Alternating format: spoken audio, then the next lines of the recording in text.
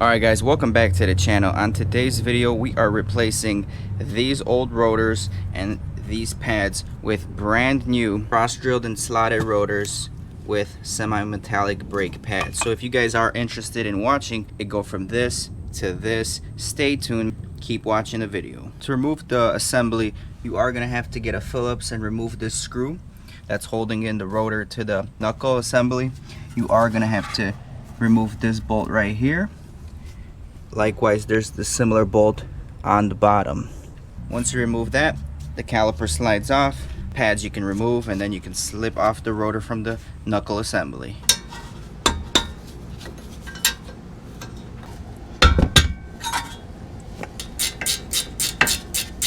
Bottom bolt removed.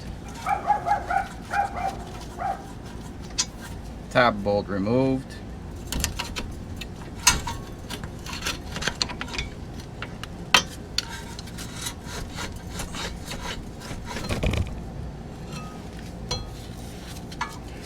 And as you guys can see, I'm glad we are changing the brake pads because this side right here doesn't look like it has much life left in it whatsoever. Alright, and as far as the pads go, let's remove them as well.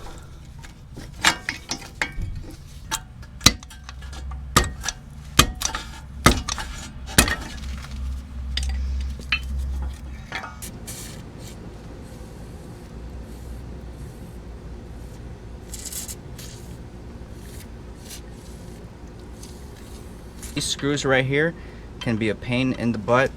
Hopefully these come off no problem, otherwise we're gonna have to drill them out. And they are not coming out. Alright guys, so we just used a shoelace to tie the brake caliper to the strut assembly. You don't want this thing accidentally falling on you, pulling the brake line and ripping it. So for safety reasons, you definitely want to secure it.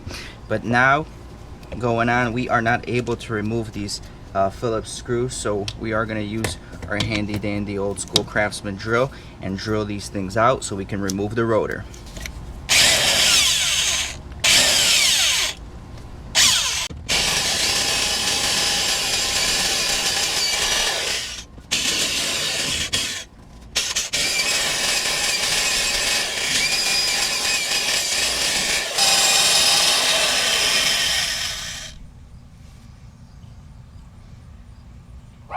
Pretty much when you get to this point, you're good to go.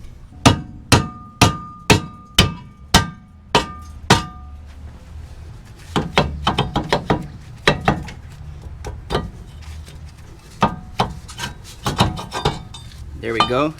The rotor is removed. Now we're going to weigh this rotor, and we're also going to weigh the new rotor. We're also going to measure the thickness of this to see how much out of spec it was. Alright guys, so with the old rotor, you can feel with your hand a lip on the outside ring. Also, you can feel it on the inside. So that means that there's been a lot of wear over the years, and it's seen better days. So now when we look at the pads themselves, this is the outside pad. You can see that uneven wear on the inside and outside where those lips were accumulating.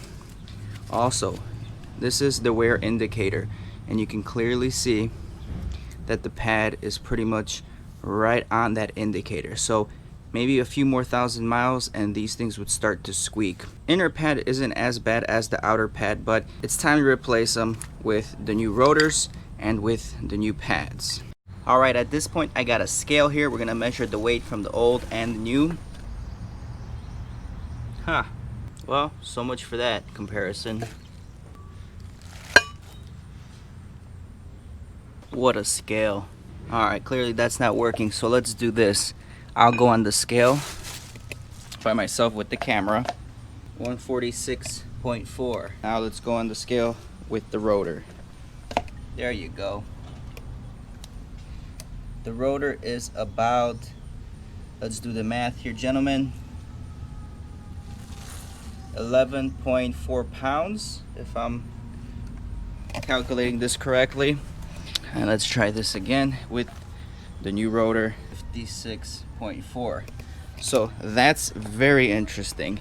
It looks like the new rotor, even though it's much thicker and has more material on it, weighs less than this OEM Honda rotor that's been used, abused. It's got a lot of wear indications on it. It is still heavier. So clearly the drilled areas of the rotor do have some kind of benefit for weight savings. Alright guys, now we're going back into the brake caliper. And one thing that people miss is to grease the guide pins right here in the back of the calipers.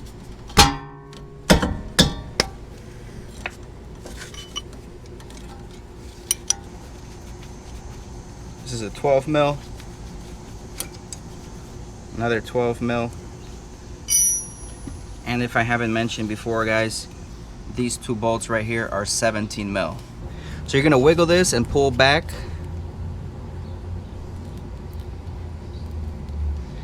And you see, there's not much grease on here. So we're gonna clean this up, and then we're gonna use our Mobile One synthetic grease to grease these things up so they slide in and out perfectly and won't cause excessive brake wear on their new brakes. And also you wanna make sure there's no scarring on this guide pin. If you see corrosion or anything like that, that means that there's water contamination already on the bolt and it's gonna cause wear as it slides in and out.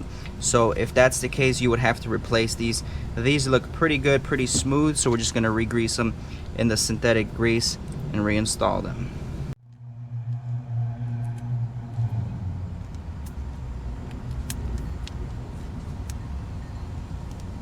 Perfect. As you can see, they are rebounding perfectly, so that's what you want to see. If they get stuck, that means it's time to either re-grease them or replace the pins. A lot of people miss this step when they're replacing their brake pads. So you're going to do the same thing for the second guide pin, and then we're going to take a wire brush and clean up these mounting surfaces. This is called a hardware kit, and you don't have to replace the hardware kit every time you replace the brakes if it's in good condition. But if you got some rust corrosion going on here, you definitely want to clean this up so the brake pad can move smoothly. Alright guys, now that we have this apart, we're going to clean this area off right now with the wire wheel.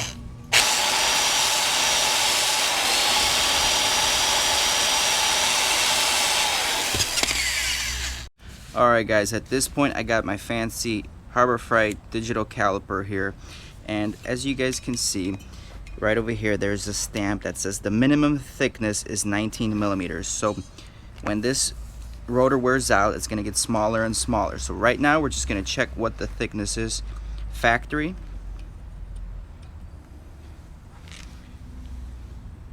It is 21.04 millimeters. You got about 3 millimeters of wear that is acceptable on the rotor before it needs replacing. Now the factory rotor, I'm not sure what the factory specification in millimeters was, or the minimum indicator before you need to replace them. But when we measure this, it is 20.71. So only off just by a little bit more than a millimeter than the aftermarket rotor here. We don't know how thick the factory rotor was. There is obviously a lot of wear, so I'm assuming this was maybe a 22 millimeter. This is a great way to gauge how much life is left on your rotor, whether or not you should replace the rotor. But you will have to know the recommendations of the rotor and what thickness is allowable. So I just removed the second rotor from the driver's side, and I noticed a few things. The first thing you notice is the brake life. Again, barely any brake life left. Although it wasn't screeching, this is pretty much done for. The other thing I noticed, and sorry for the AC noise in the background, is right here. There is corrosion underneath the brake pad material where the mounting surface is supposed to be. And this rust and accumulation actually lifted the brake pad from the mounting surface. So originally we thought maybe the rotor was warped, but it can actually be the lifting of the pad that caused uneven wear and that vibration we experienced during braking. So that is something interesting to note. Also guys, brake pads are going to have a little divider right here between the two pad surfaces. Once you wear past that and it's one piece, it is pretty much time to replace your rotors, as you can see here. Check out the difference between the new rotors, semi-metallic pads versus the old equipment here. Much nicer, much cleaner.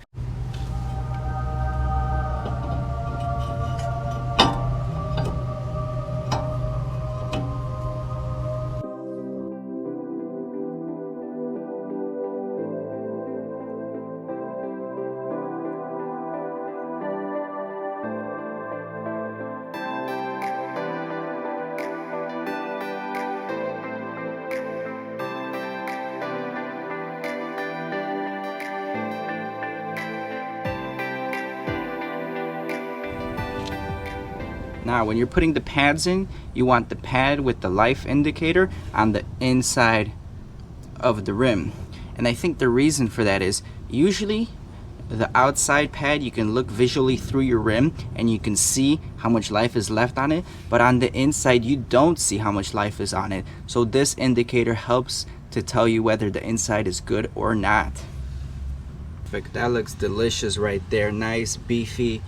And the last step is to put the caliper back on. Hopefully that piston is going to give me enough wiggle room to push back in so it fits on the thicker, beefier brake setup. Now, one trick I like to do, I like to go ahead here and take off my brake fluid cap, reservoir cap. That way, when I compress the piston on the brake, if that fluid level needs to escape anywhere, it gets pushed out here without restriction. Alright guys, so this is how I'm gonna get the piston back in. Just lightly squeeze. Alright guys, it's been a long day, but we got everything reinstalled, everything's re-greased perfectly, and these things are shining. They look fan-freaking-tastic. If it keeps this shine, it's gonna look great with these brushed aluminum wheels. It's just gonna look fantastic compared to the old ones. I am so excited to run these. We are gonna do a break-in procedure still for these, so stay tuned for that.